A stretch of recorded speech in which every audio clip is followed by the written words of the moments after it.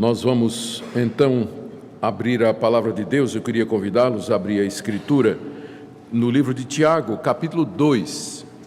E nós vamos do verso 14 ao verso 26, nos debruçar sobre o que Tiago nos ensina quanto à relação entre fé e obras. É um tema, entendo eu, da mais alta importância, sempre foi e continua sendo.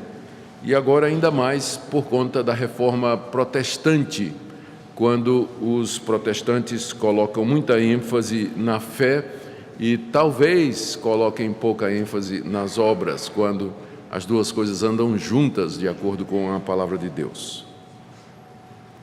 Tiago, capítulo 2, de 14 a 26. Meus irmãos, qual é o proveito se alguém disser que tem fé, mas não tiver obras? Pode acaso semelhante fé salvá-lo? Se um irmão ou uma irmã estiverem carecidos de roupa e necessitados do alimento cotidiano, e qualquer dentre vós lhes disser: ide em paz, aquecei-vos e fartai-vos, sem contudo lhes dar o necessário para o corpo, qual o proveito disso? Assim também a fé, se não tiver obras, por si só está morta. Mas alguém dirá: tu tens fé e eu tenho obras. Mostra-me essa tua fé sem as obras, e eu com as obras te mostrarei a minha fé. Crês tu que Deus é um só? Fazes bem, até os demônios creem e tremem. Queres, pois, ficar certo, homem insensato, de que a fé sem as obras é inoperante? Não foi por obras que Abraão, nosso pai, foi justificado quando ofereceu sobre o altar o próprio filho Isaque? Vês como a fé operava juntamente com as obras. E com efeito foi pelas obras que a fé se consumou. E se cumpriu a Escritura, a qual diz: ora, Abraão creu em Deus, e isso lhe foi imputado para a justiça, e foi chamado amigo de Deus. Verificais que uma pessoa é justificada por obras e não por fé somente. De igual modo, não foi também justificada por obras a meretriz Raabe, quando acolheu os emissários e os fez partir por outro caminho? Porque assim como o corpo sem o espírito é morto, assim também a fé sem obras é morta. Vamos orar mais uma vez, pedindo que o nosso Deus nos auxilie na compreensão da sua palavra. Ó Deus, sem a ajuda do Teu Espírito Santo, nós não podemos compreender o significado destas palavras que foram escritas há tanto tempo, debaixo de inspiração divina. Pedimos, portanto, que conduzas o nosso coração ao entendimento correto da Tua palavra e, mais do que isso, que o Senhor incline a nossa vontade e o nosso querer a obedecer aquilo que está revelado aqui. Nós oramos por cada pessoa presente aqui nesta manhã, que Teu Espírito Santo conceda graça e misericórdia a cada uma delas, de acordo com a necessidade, impartindo a Tua palavra de acordo com o que cada uma precisa, porque Tu és o nosso Deus e conheces o nosso coração. Em nome de Jesus. Amém. Queridos, Tiago escreveu essa carta com basicamente dois objetivos em mente. A gente tem que lembrar que os apóstolos, eles não tinham tempo como a gente tem para sentar em frente do laptop e perguntar assim, olhar e aparecer na tela: o que é que você está sentindo? O que é que você está pensando? Aí a gente vai e escreve alguma coisa. Não. Os apóstolos eram pessoas extremamente ocupadas. Eles estavam sempre correndo de um lugar para o outro, atendendo às demandas das igrejas, plantando novos trabalhos, em uma vida de oração, em comunhão com Deus. Então, quando eles sentavam para escrever alguma coisa, era em resposta às demandas das igrejas. Ou seja, a gente pode até tirar um princípio daqui, de que todo o Novo Testamento ele foi escrito on demand. É uma expressão que significa debaixo de demanda, ou por causa da demanda. Essas cartas, os evangelhos, eles existem, o livro de Atos, o livro de Apocalipse, existem exatamente porque houve demandas dentro da igreja que estava começando, e os apóstolos não eram onipresentes, eles não podiam estar em todo lugar, eles eram em número limitado, e então eles atendiam a essas necessidades escrevendo cartas, ou então gente que estava associada aos apóstolos, dentro do círculo apostólico, também escreviam no trabalho de pastorear aquelas igrejas que estavam crescendo e se multiplicando no primeiro século. Havia muitos problemas que demandavam atenção dos apóstolos e dos seus associados, e eles nem sempre podiam atendê-las presencialmente, por isso eles utilizavam o recurso da época, que era escrever cartas. E essas cartas, então, elas eram recebidas pelas igrejas, eram lidas com a autoridade apostólica, reconhecidas como palavra de Deus e valia como orientação de Deus para todas aquelas comunidades. Essa carta aqui, em particular, não foi escrita por um apóstolo, mas por alguém muito próximo dos apóstolos e que transitava no círculo apostólico. Eu estou falando de Tiago, que é o irmão de Jesus, um dos irmãos de Jesus. Se você quiser ver a relação dos irmãos de Jesus, você tem lá em Marcos, se a memória não me falha agora, capítulo 6, exatamente. Não é esse o carpinteiro, filho de Maria, irmão de Tiago, José, Judas e Simão? Então Jesus tinha pelo menos 4 irmãos, meio irmãos, porque Jesus era filho de Maria, gerado pelo Espírito Santo. Esses outros eram filhos de Maria e José. Então, Tiago, José, Judas e Simão. E ainda diz aqui, e não vivem entre nós as suas irmãs? Então, além dos 4 irmãos, tinha ainda as irmãs. Então, esse Tiago, que é o primeiro mencionado aqui na lista, é o autor dessa carta. Durante o tempo em que Jesus esteve entre eles, ministrando e vivo, a própria família de Jesus não acreditava nele. E Tiago, Judas, Silas, todos esses aqui, as irmãs, não viam o irmão mais velho como sendo filho de Deus e o Messias. Mas quando, após o dia de Pentecostes, como relata o livro de Atos, na igreja de Jerusalém, Tiago já aparece como sendo líder da igreja de Jerusalém. E Judas, que é também um dos irmãos de Jesus, é o que escreveu o livro de Judas, que está na Bíblia. Não foi Iscariotes, não é? Quando às vezes a gente diz assim, vamos abrir a Bíblia no livro de Judas, eu só vejo o pessoal olhando um para o outro assim, né? Ué, Judas escreveu um livro? Não, gente, não é o Iscariotes, é o Judas, que é irmão de Jesus, meio irmão de Jesus, juntamente com Tiago. Bom, mas como eu dizia, Tiago se tornou o líder da igreja em Jerusalém.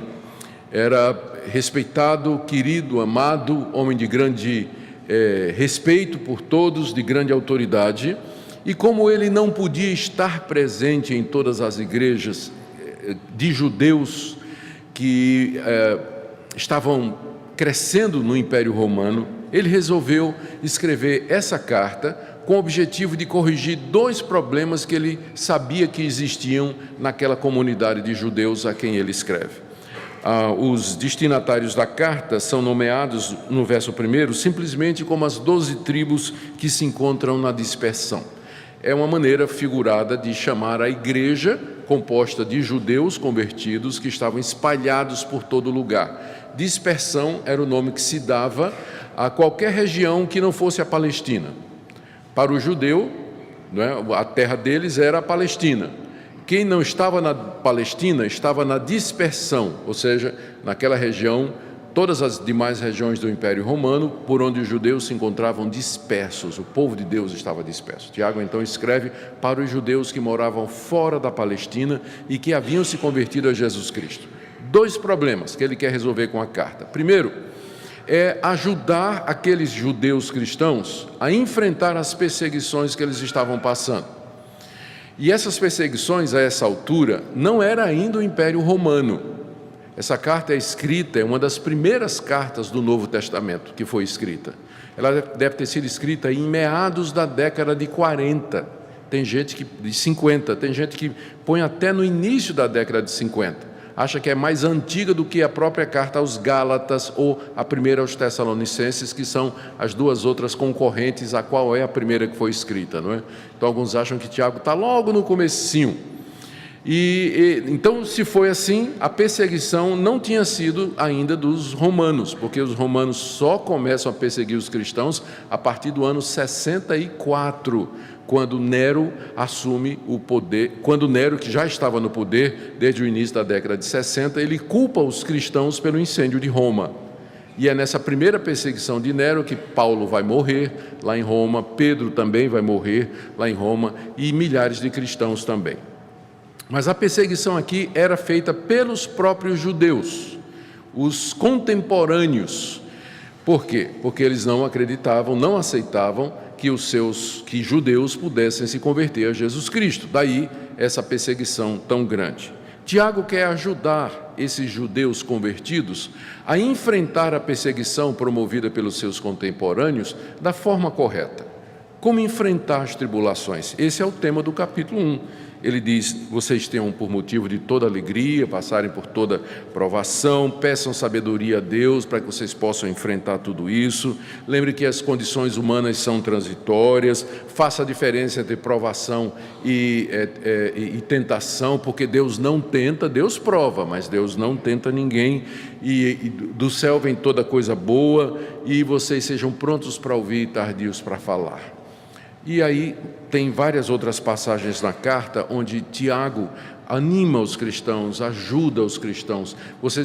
Está alguém sofrendo? Faça a oração. No capítulo 5, Tiago condena aqueles ricos poderosos que estavam levando os crentes para os tribunais, que eram os judeus, né? Que estavam fazendo isso com seus próprios irmãos. Então, esse é o primeiro objetivo da carta. Mas tem um outro que caminhava junto com isso. Era a falta de coerência daqueles judeus em relacionar, a falta de capacidade resultando em incoerência de relacionar a fé com a vida diária. De alguma forma, aqueles cristãos haviam compreendido ou chegado à conclusão de que para ser salvo bastava um assentimento intelectual, você concordar com a mensagem que os apóstolos estavam pregando. Não é difícil entender isso. O apóstolo Paulo foi quem evangelizou toda aquela região, a dispersão. Paulo é o apóstolo da dispersão, ele prega entre os judeus e gentios fora da Palestina. E a mensagem do apóstolo Paulo sempre foi: o homem é justificado pela fé sem as obras. Não por obras, para que ninguém se glorie. Essa era a mensagem de Paulo em todo lugar. Deus nos perdoa, Deus nos recebe gratuitamente, não é pelo que nós fazemos, não é pelo que nós merecemos, não é pelas nossas atitudes, não é pelo nosso comportamento, mas Deus nos aceita mediante a fé em Jesus Cristo. Facilmente, uma pessoa poderia chegar a uma conclusão errada do tipo assim: ora, se eu sou salvo pela fé e não por obras, significa que se eu tenho fé, não importa de que maneira eu viva, eu vou ser salvo, porque o que salva é a fé e não o comportamento. O que salva é aquilo que eu creio e não a maneira como eu vivo. Então, essa é uma conclusão a qual as pessoas poderiam chegar ao ouvirem a doutrina que Paulo pregava, ou os demais apóstolos pregavam, da justificação pela fé somente, só que era uma conclusão errada, não é? Era uma conclusão errada. Eles não estavam entendendo o que é que fé significa e muito menos quais são os efeitos dela e o que é que a salvação realmente produz. Tiago, então, detecta esse problema naquela comunidade, que havia muita intelectualidade, né? Era muito racional a fé, mas não havia atitude e obras correspondentes. Aqui eu me lembro de uma vez, talvez Tiago até podia ter mandado para eles um folhetinho evangelístico que uma vez eu vi, dizendo assim: o homem que errou o céu por 20 centímetros. Não chama a atenção? Né? O homem que errou o céu por 20 centímetros. E eu, curioso, né, abri para ler 20 centímetros é a distância da cabeça para o coração, né?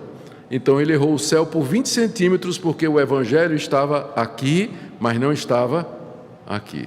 Então errou a porta do céu e a gente sabe para onde ele foi se errou a porta do céu, né? Então Tiago provavelmente poderia ter mandado esse folhetinho para aquela comunidade, porque era o problema. Veja só, no capítulo 1, Ainda, depois de falar sobre como eles deveriam suportar as provações, Tiago diz assim, no verso 22, tornem-se praticantes da palavra de Deus e não somente ouvintes, enganando-vos a vós mesmos. Tornem-se praticantes da palavra de Deus e não somente ouvintes. Eu entendo por que é que Tiago disse isso. Pense comigo. Quando os judeus que estavam lá na Palestina, eles prestavam culto a Deus indo para o templo, não é verdade? Eles iam para o templo, ali eles ofereciam sacrifícios, ali o sacerdote intercedia por ele, mas o judeu que morava na dispersão, onde não tinha templo, o que é que substituía o templo na dispersão? A sinagoga. A sinagoga era o local onde os judeus se reuniam todo sábado para ouvir a lei de Moisés. E aí, ouvir a lei de Moisés passou a significar quase que a mesma coisa de oferecer sacrifício no templo. Então, os judeus da dispersão consideravam ouvir a lei como sendo um ato equivalente a apresentar a Deus sacrifícios de animais pela sua culpa. Por isso, para o judeu da dispersão, ir para a sinagoga, sentar lá e ouvir a lei de Deus, para ele isso era tudo que Deus requeria da pessoa, ouvir a lei de Deus. Por isso Tiago diz, meus irmãos, vocês têm que se tornar praticantes da palavra e não somente ouvintes, porque senão vocês estão se enganando a vocês mesmos, pensando que tudo que Deus requer de nós é que vocês nos sábados vão lá nas sinagogas escutar a lei. Modernamente Tiago diria, vocês não pensem que só vir à igreja no domingo, ouvir sermões de manhã, de tarde e de noite, isso vai salvar vocês, não vai. Vocês têm que se tornar praticantes daquilo que vocês escutam. Não é o ouvir, mas é o praticar a palavra de Deus que vai salvar vocês. Então, esse era o problema.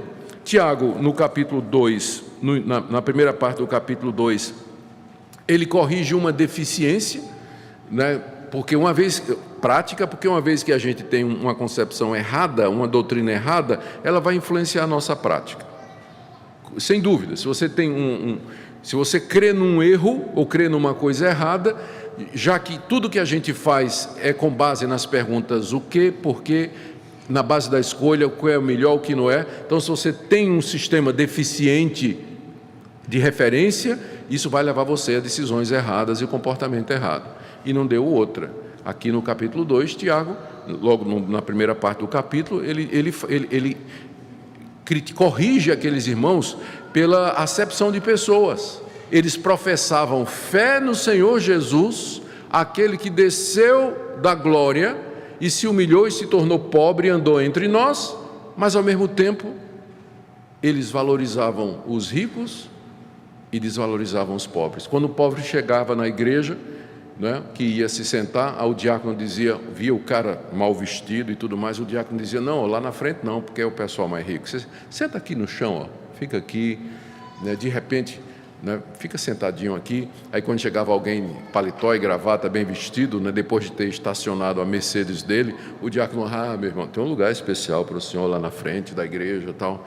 Era isso que estava acontecendo. Por que isso é incoerente? Porque eles diziam, veja o início do capítulo 2, verso 1, meus irmãos, não tenhais a fé em nosso Senhor Jesus Cristo, Senhor da glória, em acepção de pessoas.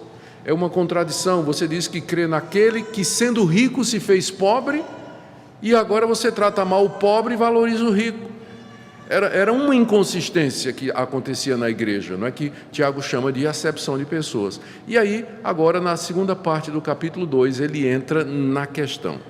Eu fiz todo esse preparatório, não é, para chegar na nossa parte, porque eu tenho que ocupar 50 minutos. Então, vocês me perdoem, né, mas eu tenho que dar pelo menos 50 e poucos minutos para justificar uma classe única. Mas ajuda a gente, né, quando tem o quadro maior, a gente entender o menor. Aliás, essa é uma boa regra, né? A gente de vez em quando encontra pessoas que baseiam atitudes ou práticas num versículo só. E quando a gente ouve, vê aquilo, diz, minha irmã ou meu irmão, isso aqui não está correto. Vamos dar uma lida no contexto aqui. Então, mais recentemente, né, eu vi isso com um parente meu, muito querido, que disse assim: eu vi aquele vídeo que você colocou na internet sobre suicídio, dizendo que o suicídio não é o pecado imperdoável e tudo mais, mas olha aqui o que é que a Bíblia diz. Queria que você me respondesse: quem destruir o templo do Espírito Santo, Deus o destruirá. Eu disse: meu irmão, você já deu uma olhada no contexto? O que é o templo do Espírito Santo aí? Não é o corpo, não. É a igreja. Paulo está falando da unidade da igreja. Se você quebra a unidade da igreja, você se torna alguém divisivo, que parte a igreja, Deus vai destruir você. Ele não está falando do corpo, mas ele estava brabo comigo, né? E usando esse versículo, que ele achava que era isso aí. Era só ter lido o contexto, e ele veria que não era o caso. Então, por isso, a importância de uma abordagem geral. Bom, então vamos lá. Tiago, do verso 14 até o verso 26, ele agora trata da questão diretamente, questionando aquela igreja, aqueles irmãos, a respeito da declaração de fé deles, da fé que eles professavam e que não era acompanhada das ações correspondentes. Está aí, do verso 14 até o verso 26. No verso 14, Tiago define o problema, não é? Ele estabelece o problema. Depois de 15 até 25, ele dá 4 argumentos para provar o ponto dele de que fé sem obras é morta. E no verso 26 ele conclui. Então é isso que nós temos diante de nós e vamos sem demora. Verso 14, então, Tiago diz qual é o problema que ele vai tratar. Meus irmãos, qual é o proveito se alguém disser que tem fé, mas não tiver obras? Pode acaso semelhante fé salvá-lo? Todo o ensino do Novo Testamento, inclusive do ensino de Tiago, o ensino de Paulo, de Pedro, de João, dos apóstolos, o próprio ensino do Senhor Jesus Cristo, é que nós somos salvos pela fé no Filho de Deus. Deus amou o mundo de tal maneira que deu o seu Filho, para que todo aquele que nele crê não pereça, mas tenha a vida eterna. Esse versículo tem sido usado como sendo o sumário da Bíblia, e de fato, essa é a mensagem central. Deus deu o seu Filho para que todo aquele que nele crê não pereça, mas tenha a vida eterna. Então, o que salva, ou Deus nos salva mediante a fé no Senhor Jesus Cristo, mediante a fé no seu Filho, que na cruz morreu pelos nossos pecados. É pela fé que nós recebemos o perdão que Deus nos oferece. A pergunta que Tiago está fazendo aqui é que se essa fé que nós professamos, essa fé que nós declaramos, do tipo assim: creio que Jesus Cristo é o Filho de Deus, creio que Ele morreu pelos meus pecados, creio que Ele ressuscitou ao terceiro dia, creio que Ele subiu aos céus, creio que Ele está à direita de Deus, que intercede por mim, que virá para julgar os vivos e os mortos e tudo mais. Essa declaração de fé em Jesus Cristo, se ela não for seguida de ações e de atitudes que comprovem que ela é verdadeira, será que o mero declarar-se cristão, ou o mero dizer que tem fé, isso salva a pessoa? O que Tiago está combatendo aqui não é a fé em si, mas o dizer que tem fé, proclamar-se, declarar-se, professar-se cristão. É isso que ele está combatendo aqui, e é esse tipo de declaração que não é acompanhada de atitudes que comprovem. Como ele disse: qual é o proveito de alguém dizer que tem fé? Qual é o proveito de você vir aqui na igreja, na hora de ser batizado, na hora de fazer a profissão de fé, responder todas aquelas perguntas do pastor? Você crê na Bíblia? Creio. Crê em Jesus? Creio. Crê no Espírito Santo? Creio. Confessa que é pecador? Confesso. Recebe Jesus como Salvador? Recebo. De que adianta você publicamente confessar a sua fé, declarar em todo lugar que você é cristão, ser conhecido como evangélico, mas você não tem ações, atitudes, obras que acompanham isso e que mostram que essa declaração é verdadeira? Será que essa fé que você diz que tem realmente pode salvar você? Isso aqui é uma pergunta retórica. Vocês sabem o que é uma pergunta retórica? É uma pergunta que a gente faz, mas que a gente já sabe a resposta, né? A gente faz para ajudar no argumento. E Tiago já sabe a resposta dessa pergunta. Qual é a resposta dessa pergunta? Não. Não é? Qual o proveito de alguém dizer que tem fé, mas não tem obras? Resposta: não tem proveito nenhum. Será que essa fé pode salvá-lo? Resposta: não. Tiago, então, aqui ele estabelece o seu ponto. Fé que não é seguida de obras, ela é inútil, ela não é proveitosa, ela não atinge o objetivo que é a salvação do pecador. E aí ele tem 4 argumentos aqui. O primeiro argumento, está aí do verso 15 até o verso 17, é tirado de uma situação que era perfeitamente possível naquela época. Você encontrar um irmão ou uma irmã, estou no verso 15, carecidos de roupa e necessitados de alimento cotidiano.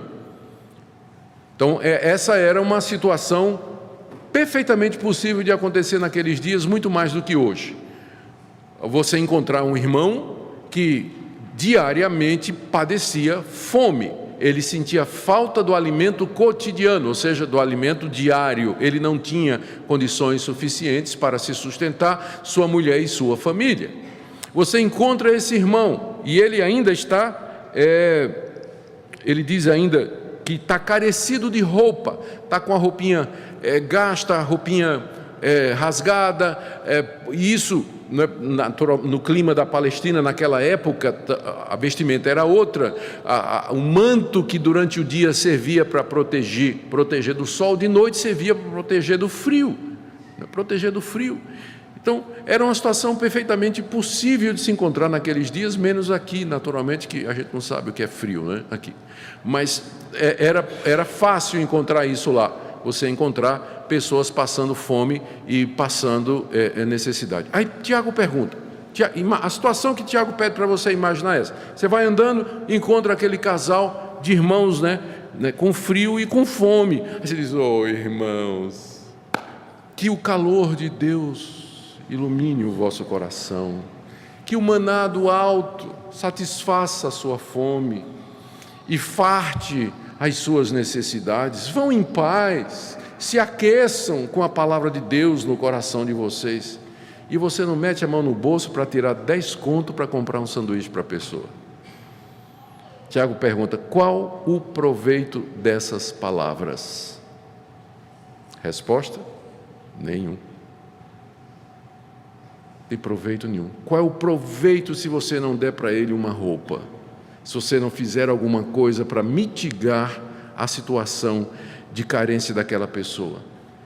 Da mesma forma, Tiago diz, verso 17, a fé, se não tiver obras, por si só está morta, como aquela oração sua, ou como aquela declaração sua: vá em paz, se aqueça e se alimente e fique farto.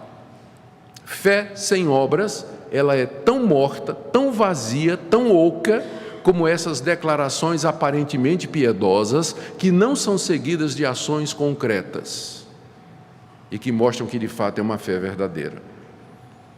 Uma parte do trabalho pastoral que sempre entristece a gente é a cerimônia fúnebre. Quando nós vamos junto com a família, nós nos reunimos, não é? Geralmente na igreja, vem o caixão, é colocado, e com a família, amigos e familiares, e pessoas que eram do conhecimento, a gente agradece a Deus pela vida da pessoa, e aí então vamos partir para sepultar aquela pessoa. E quantas vezes eu vi esse quadro, não é? Da pessoa que morreu, às vezes uma mulher jovem ainda, de câncer, acometida de câncer, o marido chorando, não é? Chorando, às vezes as lágrimas dele caindo sobre o rosto dela, a filhinha, né, acariciando: mamãe, mamãe. Ela não vê, não ouve, não sente, ela não sente absolutamente nada, ela está morta, ela não reage. Assim é a fé.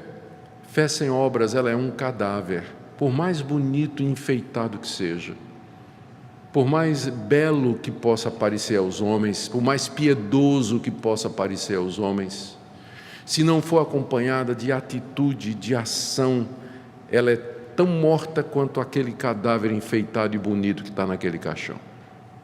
Tão morta como essas declarações: vá em paz e se farte, e você não faz absolutamente nada para ajudar aquela pessoa. Esse é o primeiro argumento de Tiago. Tá bom. A fé é inútil se ela não for acompanhada de ações. Aqui você percebe que Tiago define obras, a princípio, como sendo caridade, você ajudar o necessitado. Segundo ponto de Tiago está no verso 18.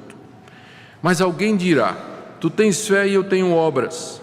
Mostra-me essa tua fé sem as obras, e eu com as obras te mostrarei a minha fé. Essa é uma passagem difícil de interpretar. A grande dificuldade aqui é interpretar o alguém. Quem é o alguém aqui que está dizendo tu tens fé e eu tenho obras? Só pode ser alguém que está do lado de Tiago. Só pode ser alguém que está do lado de Tiago. Então vamos imaginar que seja o próprio Tiago que esteja dizendo isso aqui, e aí o versículo vai fazer mais sentido. O que Tiago está fazendo aqui é uma diatribe. Diatribe é um recurso que é usado na escrita ou mesmo na oralidade, em que você imagina uma briga com alguém. Você está numa discussão, né? Você está numa discussão ou está tentando convencer alguém, aí de repente você se vira para um adversário imaginário e começa a discutir com ele. E na hora todo mundo fica prestando atenção. Quem é que não gosta de MMA? Né? Então Tiago começa uma briga na frente da igreja. Tu dirás, não, alguém vai te dizer, homem. Ele está aqui imaginando aquele judeu que achava que ir para a igreja, ouvir o sermão e acreditar naquilo tudo era suficiente para salvá-lo. Tiago vira para ele e diz assim: você diz que você tem fé, mas eu tenho obras. Então eu faço um desafio para você agora. Me mostre essa sua fé sem obras, e eu com as obras vou mostrar a minha fé. Tiago desafia o cidadão na frente da audiência. Aí todo mundo já fica, né? Opa, briga, quem é que vai ganhar? Né? Aposta aqui, vão apostando, tal. Chama-se diatribe isso. E Tiago então começa um diálogo, né? Uma briga com um opositor imaginário para tornar o seu ponto vívido. E o desafio que ele lança é esse aqui. É possível alguém mostrar que tem fé, a não ser através das ações e das obras? Tiago considera insuficiente você chegar na frente da igreja e dizer: eu creio, eu creio, eu creio. Tiago diz: não, isso não é suficiente, isso tem que ser acompanhado por atitudes e ações. Por isso que nós não devemos nos apressar a receber como membros da igreja e batizar pessoas sem que antes elas tenham tido tempo para demonstrar pelas suas atitudes e mudanças de comportamento que a declaração de fé delas é verdadeira. O que acontece às vezes? Uma pessoa vem para a igreja, se anima, diz que quer ser crente, a gente vai, né, especialmente jogador de futebol, artista de cinema, artista da Rede Globo e tal, recebe na igreja, na semana seguinte ele já está dando testemunho na igreja. Pega o microfone e a gente entrega: fulano de tal, grande artista, grande jogador de futebol, grande político, grande jogador de beisebol, que não tem no Brasil, tal, tal. É a pessoa importante, aí todo mundo fica entusiasmado e tal.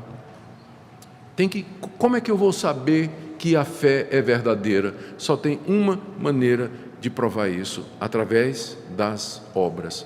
Eu estou olhando aqui para vocês e eu não consigo ver fé no coração de vocês, porque só Deus consegue ver a fé no coração. Então, o que é que eu posso ver em você que vai me garantir que você é crente de fato? São as suas atitudes. Como é que você relaciona-se com sua mulher, com o seu marido, com seus filhos? Como é que você é no seu trabalho? Como é que você se relaciona com as outras pessoas? Como é que você lida com o seu dinheiro? Como é que você lida com o seu tempo, seu comportamento lá no trampo? Então, é isso que vai me mostrar, me convencer. Essa é a única maneira diante dos homens de você mostrar que você tem fé, é através das ações e das obras. Esse é o desafio de Tiago, dizendo: mostre essa sua fé sem obras. E Tiago sabe que a pessoa não vai conseguir mostrar. E Tiago diz: eu com as minhas obras vou mostrar a você que eu tenho fé.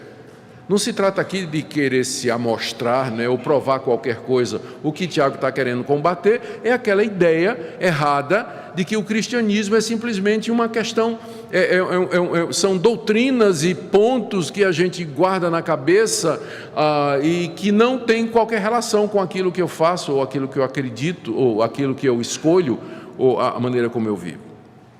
Esse é o segundo ponto. Terceiro ponto de Tiago está no verso 19. Terceiro argumento dele: crês tu que Deus é um só? Fazes bem, até os demônios creem e tremem.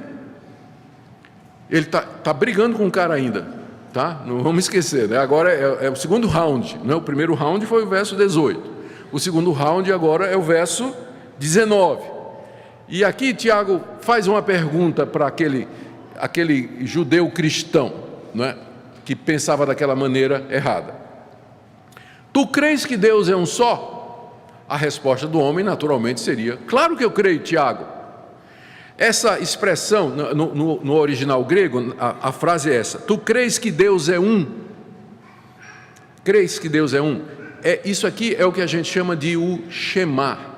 O Shema é a declaração que está lá em Deuteronômio 6, verso 4, que era a declaração principal do judeu.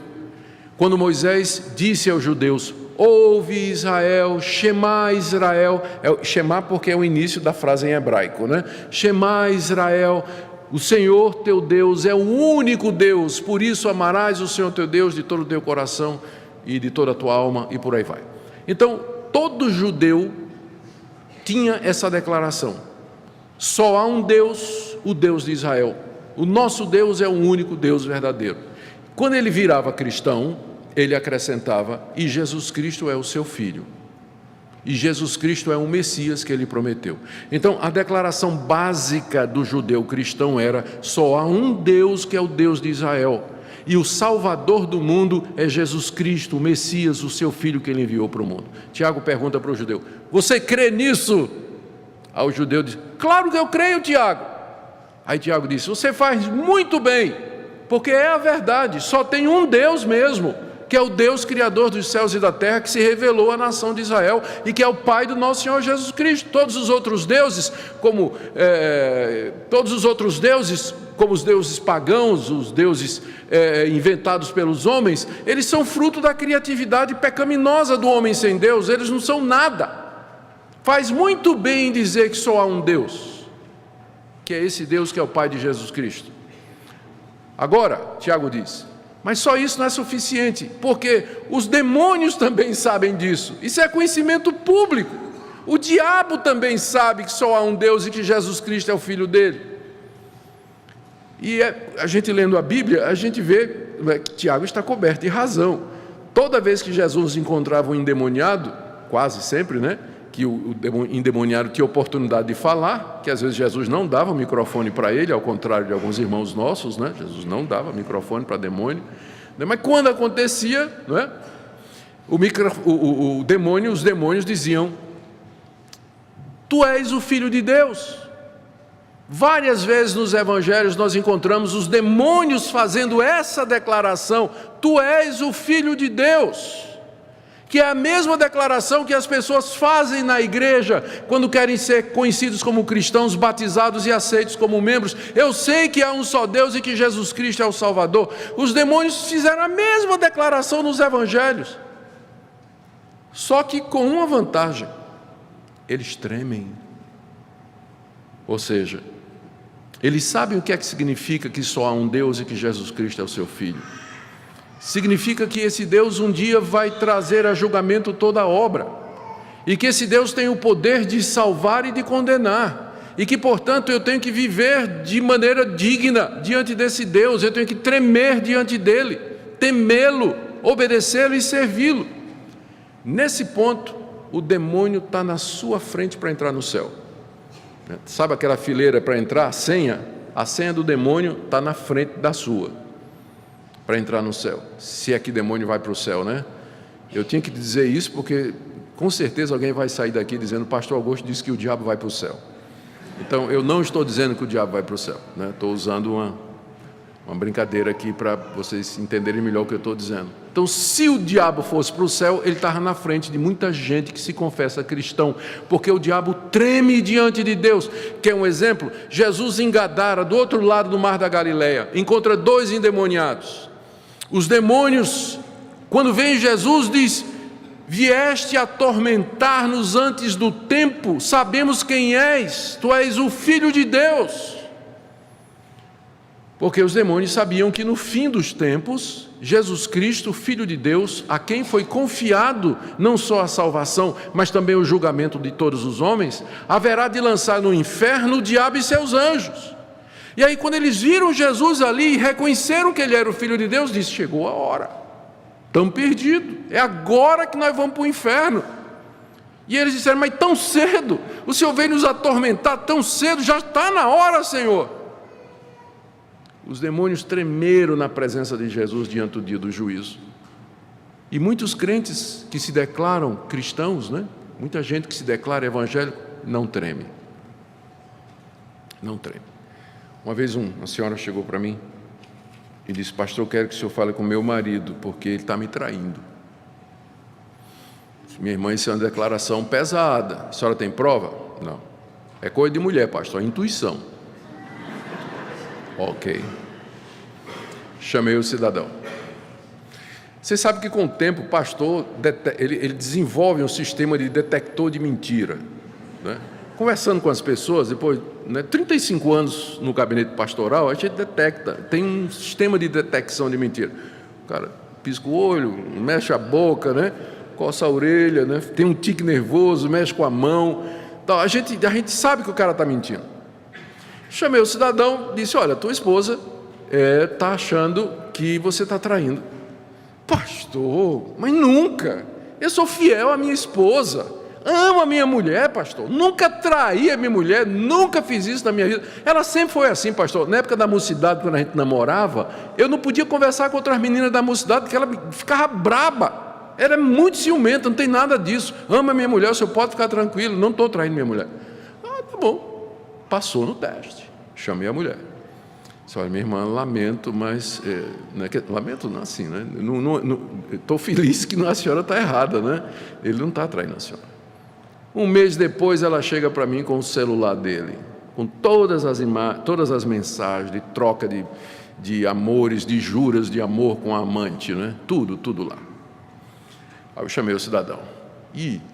Não, pastor, ela de novo? Pastor, nunca traí minha mulher, nada. O cara nem tremia, gente, não batia nada, Não tremia, cara de pau mesmo, safado. Nada mexia na cara dele, nada. Aí quando eu mostrei o celular: pastor. Aí começou: foi um erro, foi tal. Aí deu aquele estalo assim, aí eu disse: só uma pergunta, foi a primeira vez? Aí ele: já que o senhor perguntou. Ele já vinha traindo a mulher há anos, e não foi só uma vez, não foi só uma vez, não. Mas nem tremia, gente, nem tremia. Você crê que Deus é um só? Você faz bem, porque até os demônios creem e tremem. A fé verdadeira deveria nos levar a tremer diante de Deus. A essa altura você já percebeu que obras aqui em Tiago, ela tem um significado mais amplo do que simplesmente caridade. Porque no primeiro argumento, obras é caridade, você ajudar uma pessoa com fome e uma pessoa com frio. No segundo argumento, do verso 18, o conceito de obras já é mais amplo, é um conceito de atitude pela qual você mostra que sua fé é verdadeira, atitudes corretas, boas obras, é mais do que simplesmente caridade mais do que simplesmente caridade. E agora no verso 19, obras têm uma extensão ainda maior, significa uma vida de piedade, de tremer diante de Deus, mas é um temor santo, não é um medo irracional de Deus, mas um temor reverente, amoroso diante desse Deus, que é o meu Salvador, é o meu Pai, mas também é o meu Rei. É isso que obras significa aqui. E nós vamos para o último argumento, o terceiro round de Tiago, do verso 20 até o verso 25. O que é que Tiago faz aqui nesses versículos? Ele traz duas histórias do Antigo Testamento para provar o ponto dele, de que a fé sem obras é morta, ela não existe. E ele continua brigando ainda, viu? Olha o verso 20. Queres, pois, ficar certo, ó homem insensato, de que a fé sem obras é inoperante? Aqui no terceiro round, Tiago se vira para ele e diz: você quer uma prova do que eu estou dizendo? De que a fé sem obras, ela é inoperante? É isso que você está querendo requerer de mim? Porque se Tiago disse, pelas obras eu mostro a fé, o cara deve ter dito, então mostre.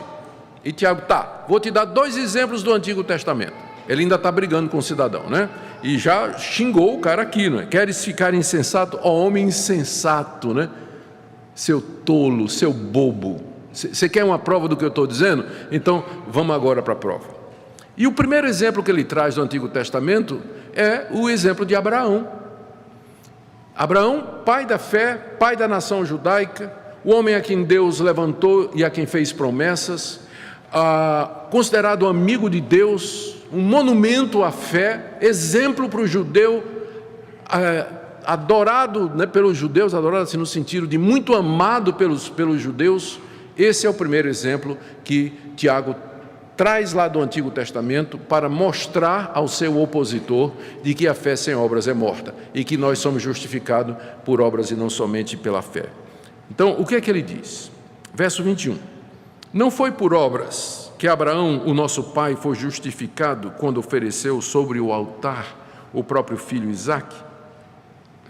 Vês como a fé operava juntamente com as suas obras. Com efeito, foi pelas obras que a fé se consumou. E se cumpriu a Escritura, qual diz, ora Abraão creu em Deus e isso lhe foi imputado para a justiça e foi chamado amigo de Deus. O que Tiago faz aqui é contar a história de Abraão, interpretando a sequência dos acontecimentos.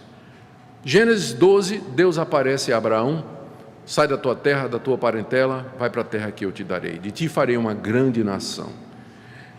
De ti farei uma grande nação. Abençoarei os que te abençoarem, amaldiçoarei os que te amaldiçoarem, em ti serão benditas todas as famílias da terra. Que promessas gloriosas!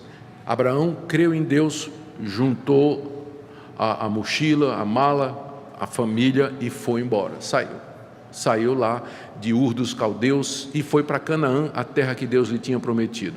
Durante anos Abraão peregrinou ali e a coisa começou a ficar tensa, porque Abraão estava ficando velho, Sara estava ficando velha e era estéril. E Deus tinha prometido que dele, Abraão, viria uma descendência numerosa, muito numerosa, e entre eles viria alguém que seria o Salvador do mundo, em quem todas as nações seriam abençoadas, ou seriam salvas, não é? Que era o Messias. E o tempo estava passando e a coisa estava ficando difícil. Gênesis 15, Deus aparece a Abraão de noite e repete as promessas, todas as promessas. Tua descendência será numerosa, de entre eles virá o Messias. Aí Abraão disse, Senhor, permissão para falar. Senhor, eu estou aqui já há 10 anos, desde que o Senhor me tirou de Ur dos Caldeus, e eu estou ficando velho, cada ano que passa, minha mulher também, e ela é estéril. Como é que isso vai acontecer? Como é que isso vai ser possível? E Deus chamou Abraão e disse, vem cá, deve ter tirado ele da tenda, né? Porque de que outra maneira Abraão poderia ter olhado os céus? Olha para os céus, Abraão, conta as estrelas, devia ser uma noite linda no Oriente, né? Céu claro, conta as estrelas. Abraão olhou e Deus disse, assim será a tua descendência. E olha o que é que diz o verso 6 de Gênesis 15.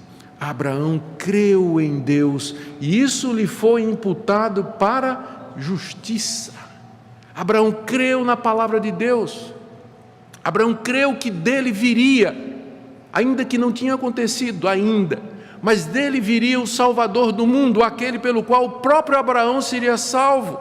Abraão creu em Deus, ele creu, e ali ele foi justificado, aquilo foi imputado a ele como justiça. Ali em Gênesis 15, Abraão foi justificado pela fé, aceito por Deus. O tempo passou, nasceu Isaque conforme a promessa, Deus cumpriu a palavra. Gênesis 22, Deus aparece para Abraão e diz, agora eu quero que você mate o menino. Quero que você me ofereça seu filho em sacrifício, esse filho a quem você ama, pelo qual você esperou tanto, o herdeiro das promessas, eu quero que você o ofereça em sacrifício. Abraão, perfeitamente. Dia seguinte de manhã, pega o jumento, coloca a lenha em cima, chama o empregado, pega o facão, pega o cutelo, acorda Isaque, filho, vamos para um passeio. Lá vão. Para o Monte Moriá, que Deus tinha apontado, ficava vários quilômetros lá de Berseba, que era o local onde Abraão morava. Na base do monte, Abraão se volta para o empregado e diz: você fica aqui, que eu e o garoto nós vamos adorar a Deus lá em cima e voltaremos, plural, voltaremos. Lá vão os dois subindo. Aí no meio do caminho Isaac olha e diz: pai, eu estou vendo aqui a lenha, estou vendo o fogo, estou vendo o facão, mas cadê o cordeiro para o sacrifício? Todo mundo sabe qual foi a resposta de Abraão: Deus proverá. Deus proverá, meu filho.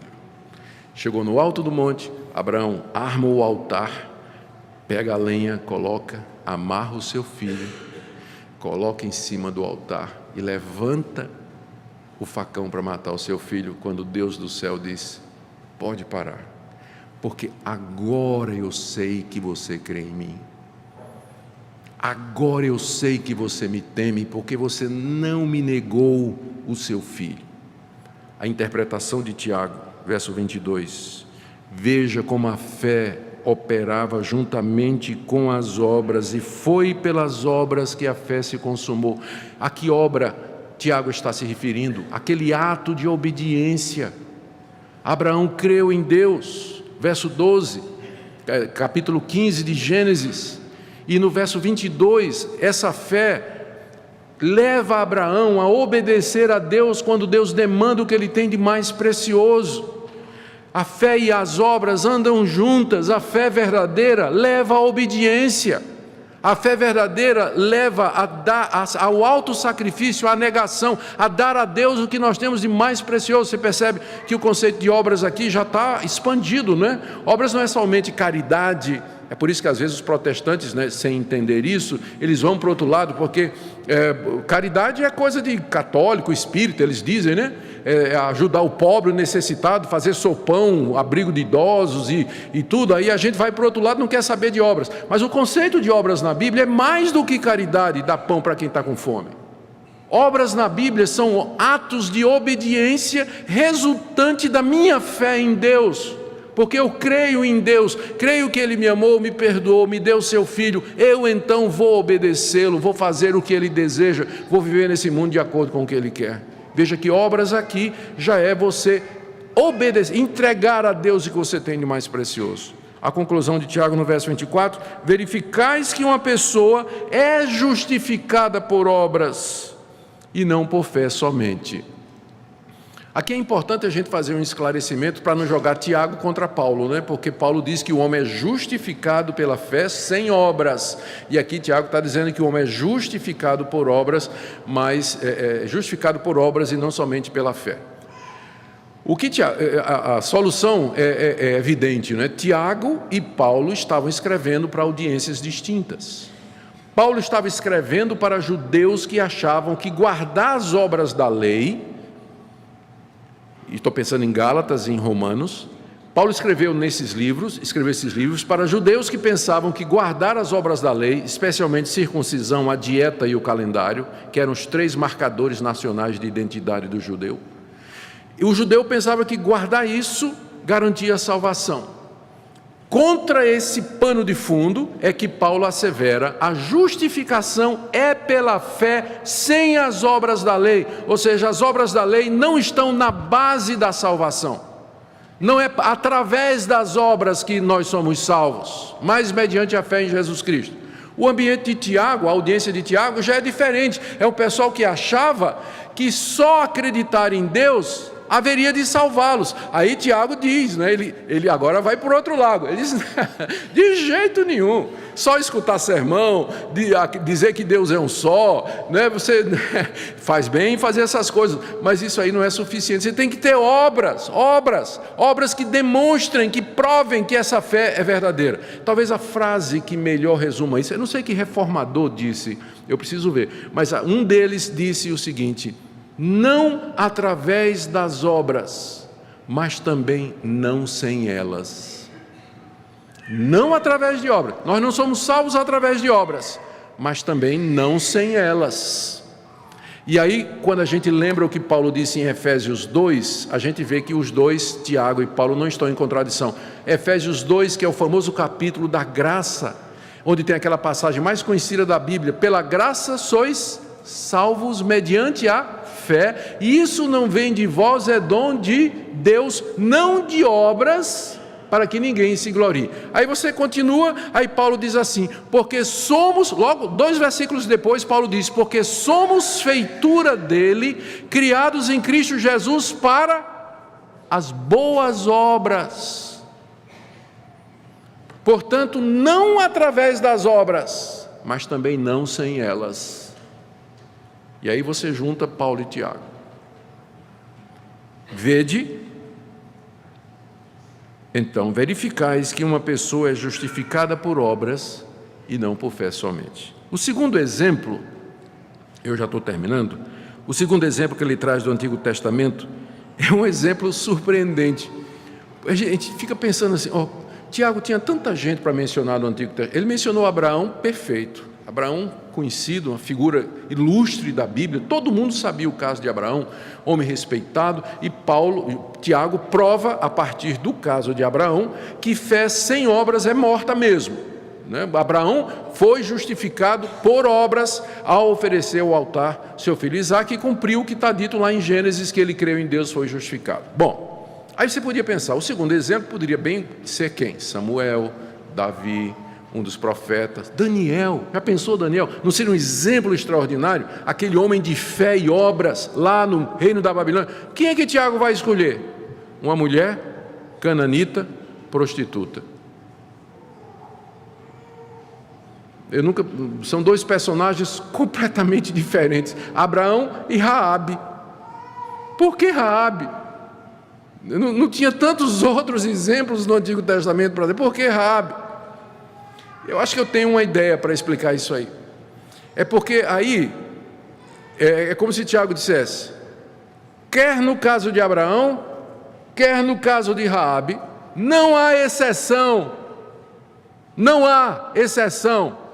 Fé sem obras é morta. Vale para Abraão e vale para Raabe.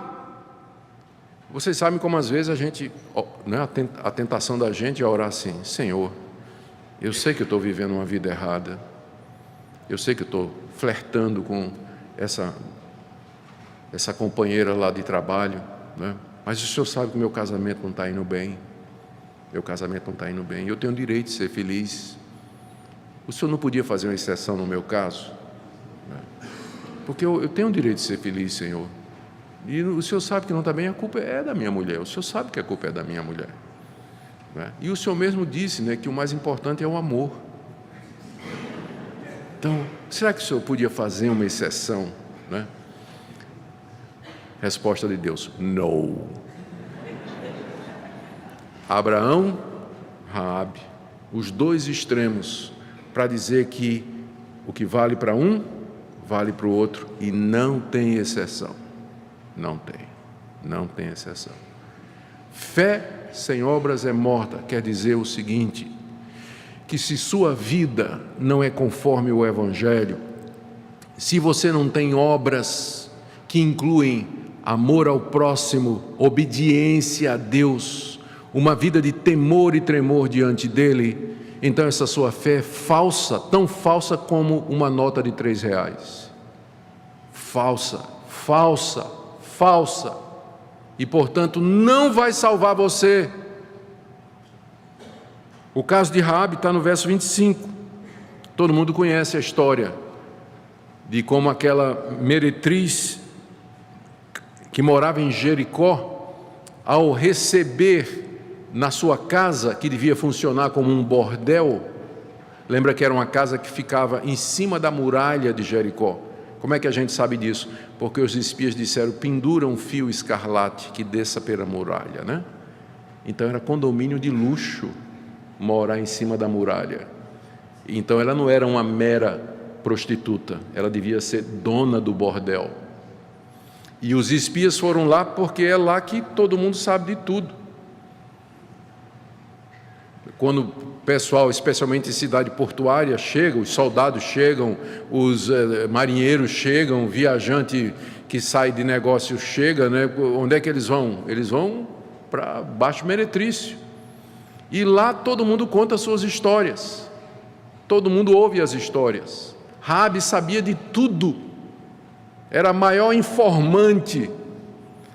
E os espias foram lá em Jericó exatamente para conseguir inteligência militar, para saber quais as defesas da cidade, para dizer a Josué, para desfechar o ataque contra a cidade. E quando eles se apresentaram, conversa vai, conversa vem, e eles se apresentaram a Raabe como sendo servos do Deus Altíssimo de Israel. Aí Raabe disse: eu sei, é o Deus que eu creio. Vocês são os primeiros que eu conheço que são servos desse Deus, mas é o Deus que eu creio. Um dia aqui chegou um egípcio dizendo: algumas eras atrás, lá na minha terra, teve um povo que saiu debaixo de grandes sinais e prodígios e maravilhas, humilhou Faraó, e era o tal de Yahvé, esse Deus. E depois chegou outro e disse: olha, eu sou amonita, eu lá no deserto durante 40 anos, o meu povo foi rechaçado por esse Deus Yahvé. Raabe cria em Deus. Só que ela nunca tinha encontrado alguém que era discípulo desse Deus. Quando encontrou os soldados, disse: eu creio nesse Deus. E aí chegou a hora dela provar, quando a sirene tocou. É a polícia. O rei de Jericó descobriu que tinha 2 espiões lá. Tinha 2 espiões. E agora o que é que Raabe faz? Como é que ela prova que a sua fé é verdadeira? Ela escondeu os espias com risco da própria vida. Ela mostrou que sua fé era legítima. Todo mundo é ateu até a hora do pitbull pular a cerca, né?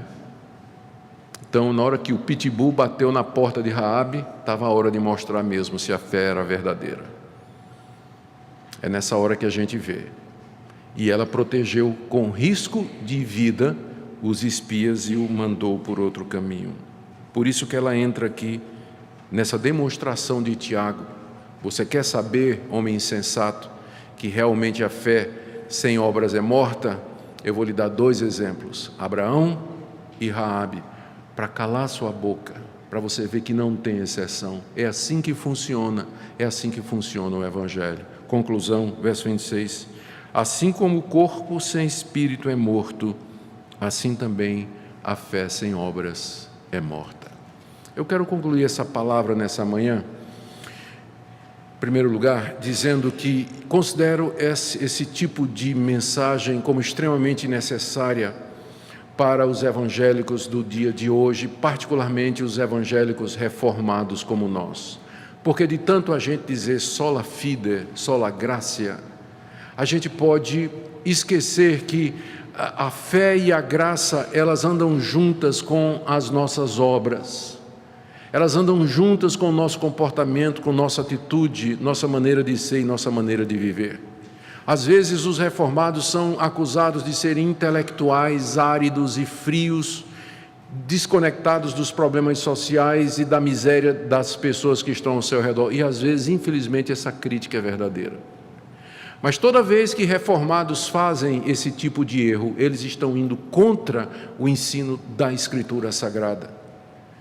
Nós sabemos que a salvação é pela graça, mediante a fé em Jesus Cristo, mas é uma graça que me livra do pecado, me capacita a produzir boas obras. É uma fé que me impulsiona a obedecer.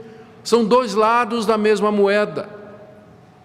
2 lados da mesma moeda. Da mesma forma que só obras sem fé não salva, só a fé sem obras também não.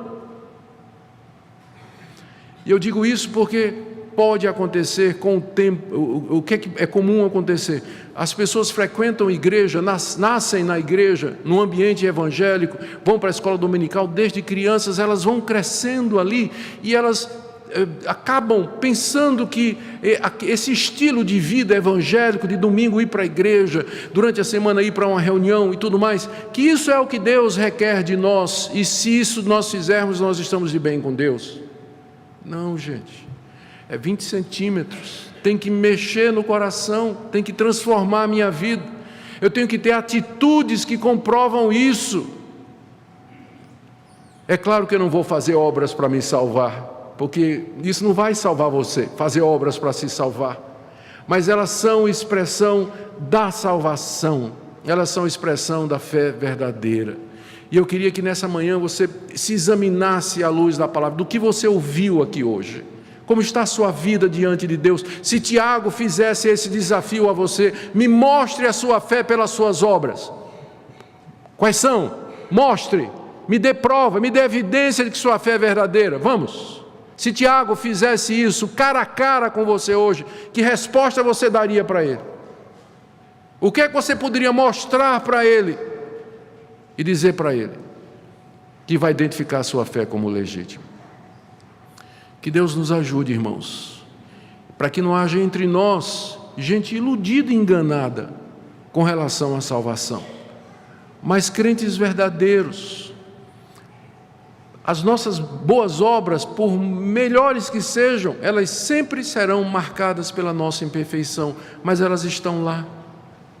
Mesmo imperfeitas, mesmo parciais, mesmo limitadas, mesmo intermitentes, mesmo que não sejam constantes, mas elas estão lá, elas sempre acompanham a fé. Que isso seja verdade a nosso respeito e também a seu respeito, especialmente nessa manhã. Vamos orar. Por favor, Pai, em nome de Jesus, abre os nossos olhos para que nós nos vejamos diante da Tua santidade, diante da pureza do Teu Evangelho. Senhor, nós te damos graças porque Teu Filho morreu naquela cruz pelos nossos pecados, que Ele deu sua vida por nós. Te damos graças porque somos justificados pela fé, sem as obras. Mas te damos graças também porque esta fé produz obras que justificam a nossa salvação. Ó Deus, nós pedimos que essa igreja seja visitada poderosamente pelo Teu Espírito Santo, num reavivamento de conversão, quebrantamento, mudança de vida. Nós oramos pelos nossos filhos, que crescem acostumados à Tua palavra, criando às vezes resistência, bloqueios mentais. Nós pedimos que sejam desfeitos em nome de Jesus, para que a palavra possa alcançar o coração deles. Converte os nossos filhos a Ti e perdoa os nossos pecados em nome de Jesus. Amém.